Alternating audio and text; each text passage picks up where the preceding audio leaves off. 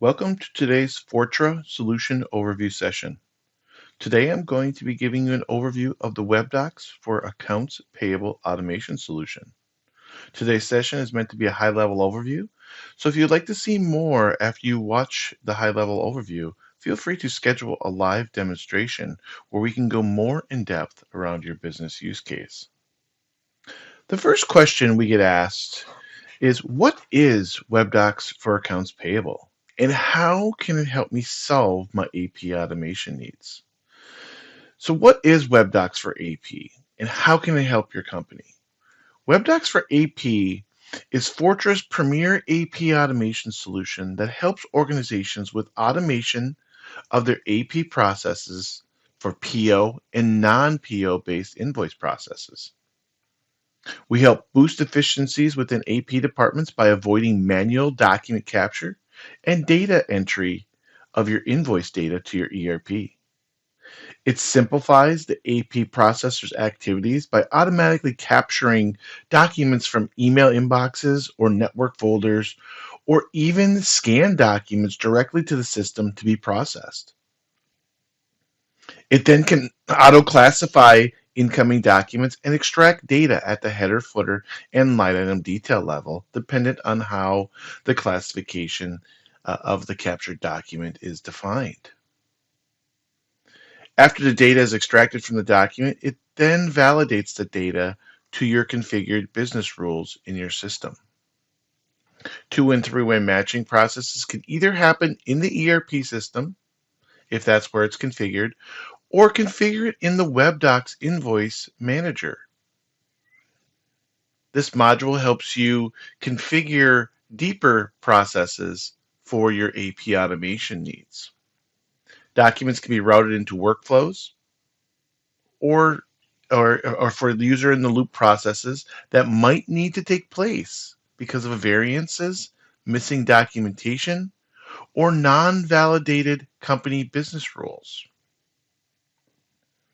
Webdocs Invoice Manager offers the approvers a single user interface for document approvals and review. So if they need to see the data, they can enter data in from a task level. They can also do approval limits and enter GL codes at the line item and invoice levels. Then to finish the process, after the approvals and reviews are complete, the data is then exported directly to the ERP system for vouchering to the vouchering import process or staging database. So no keying of the data that was either processed off the invoice or collected during a workflow process needs to be retyped. The core components of the solution are the Webdocs document and workflow management solution, which handles the secure document storage and the configuration of the workflow approval processes. The intelligent capture module for the AP for the automated capture and the data extraction process of incoming invoices, and what we call the WIM product solution, which is the Webdocs Invoice Manager module. This is a single user interface, web interface for users to be able to interact with the incoming documents through an inbox, and also allows us to configure, or you to configure, business rules and connections to your ERP system. The solution also comes with a lot of extras in the core Webdocs system, like the interactive document capture modules, template-based OCR scanning, the Deliver Now window monitor to monitor folders and for network documents to be captured into the Webdocs system. And also it comes with a full REST API, so you can integrate into your business applications. All right, I'm going to do a live demonstration here. And today's demonstration is going to be around the day in the life of an AP professional and an AP approver. And what does it look like for those different users to be able to interact within the system? Now, the process does start with the automated capture process, right? So it streamlines the automated capture process either through email monitoring, scanning of documents, network folders. We can also ingest EDI transactions. There is some web dev capability built into the intelligent capture to be able to monitor um, uh, websites and stuff like that. But we also have an RPA module or bot that you can do as well through the Automate side to be able to further enhance that website monitoring feature. So we do have that capability there from that standpoint. Now, from a demonstration standpoint, I'm going to show you a couple different things here. I just want to throw some documents into the system.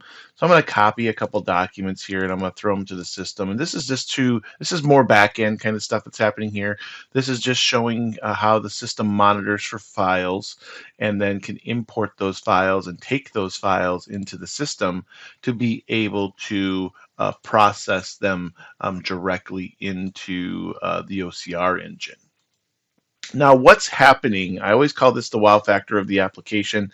What's happening, behind the scenes when those documents are picked up, is the system is actually doing auto classification of the document. So it's first of all saying, hey, what kind of document is this?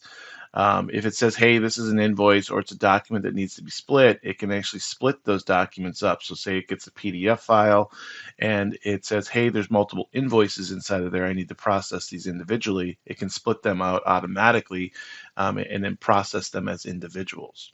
It can then do data cleanup or image cleanup at that point so it makes sure that it has a good high quality document to extract the data at the header footer and line item level data extraction.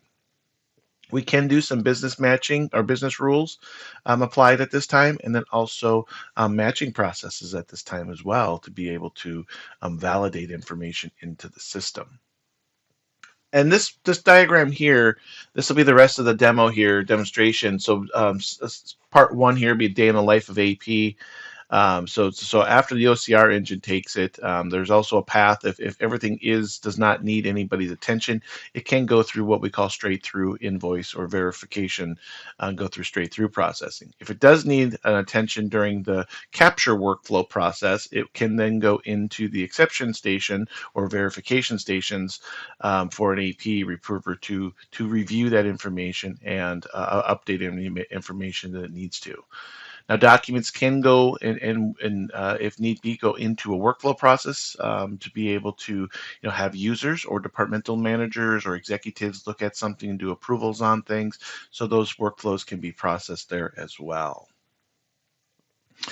All right, so the first one here is the verification station. The verification station is AP's way to be able to interact with the documents that were captured during that capture workflow, automated capture workflow process. Now, there's a couple different ways that this can happen. There is a web-based client like this. So you can log in through the web browser, so zero footprint kind of application, or there is a desktop client like this as well.